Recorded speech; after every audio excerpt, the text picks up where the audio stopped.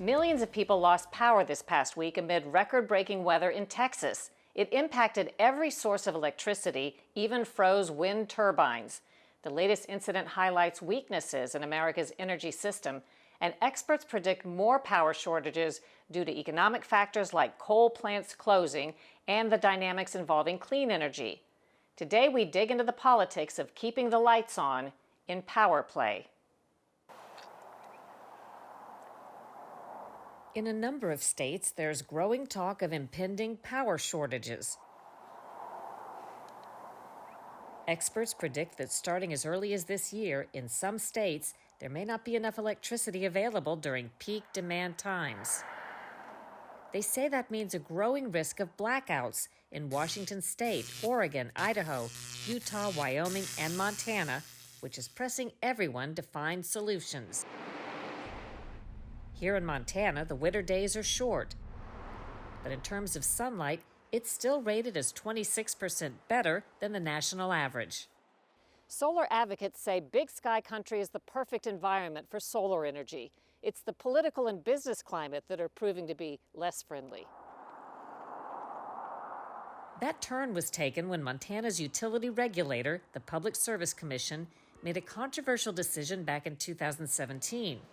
It was a decision that benefited utility monopoly Northwestern Energy, according to Ann Hedges, who's with the nonprofit Montana Environmental Information Center.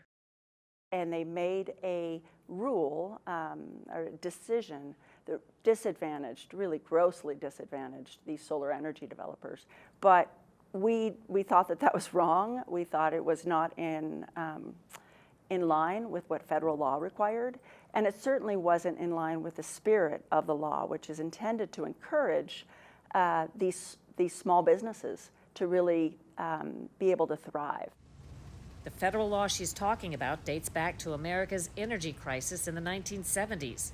It was not until the Mideast oil embargo in the fall of 1973 that most Americans began to recognize the vital role that energy plays in our lives. There was a gas shortage. Oil prices quadrupled. The panic led to long lines at the pump. Fuel was rationed. People even began stealing gas out of other people's cars. In response, Congress passed the Public Utility Regulatory Policies Act, or PURPA, in 1978. It was meant to promote energy conservation and pump up supplies, forcing big electric monopolies to buy some of their power from alternative energy projects.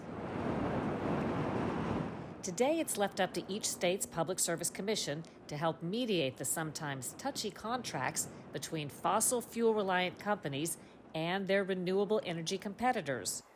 So back to that controversial decision by Montana's Public Service Commission nearly 4 years ago. It slashed the rates Northwestern Energy would have to pay solar companies for their power by 40%. Is there any indication that anyone on the Public Service Commission made their decision to intentionally impact the competitive nature of solar? It appeared so. But what really burned Hedges and other solar advocates was a hot mic moment at the Public Service Commission the day of the vote. Tell us about the hot mic moment. In an intermission in the commission meeting, one of the commissioners didn't realize the microphones were still on, and he could be heard talking to a staff person saying that, "I guess that takes care of the whole thing." Which is, Speaking with staff during a break, Commissioner Bob Lake seemed to acknowledge that cutting the rates for solar companies would be enough to kill small solar projects. And honestly, at this low price, I can't imagine anyone going to get into it. no. And so it becomes a totally moot point, because just dropping the rate that much probably took care of the whole thing. In a general sense, what do you take it to mean when he said took care of the whole thing? That it solved the problem of all these pesky solar developers wanting to contract with our major utility. 5-year forecast. We're still live. Yeah, but I think our mics are off, so we're okay. Yeah. The mics weren't off, and it was too late. By the way, Commissioner Lake declined our interview requests. Hedges argues that when the Public Service Commission set contract terms that disadvantage small renewable energy projects, It violated that federal purple law from the 1970s. Her environmental group sued. This lawsuit was intended to unlock clean energy development in Montana. There was a real hesitation by the utility that serves most of Montana to contract with renewable energy developers to provide solar energy to Montana customers. After a lengthy court battle, the environmentalists won. In 2 decisions, in August and September last year, the Montana Supreme Court ruled against the Public Service Commission and said solar companies must be paid more. And we're not very, very happy with these decisions. But as with a lot of stories, there's another side. Roger Koopman was on the Public Service Commission that voted to cut the solar rates, only to have the state Supreme Court hike them back up. But the justification was, if I understand this correctly, that's what needed to be paid, the court said, to the solar companies for them to be able to get into the business and be competitive. Without that, they probably couldn't enter the market. That was definitely part of their justification, I would say, of the court. And that's turning the rule of law on its head, because that's not what federal law requires us to do. We are not required to guarantee the business success of anybody. You know, we're not there to take sides and to advantage one form of energy over another.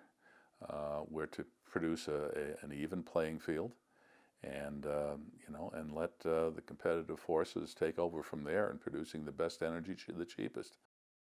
Koopman says he and the rest of the Public Service Commission were doing what's right for customers.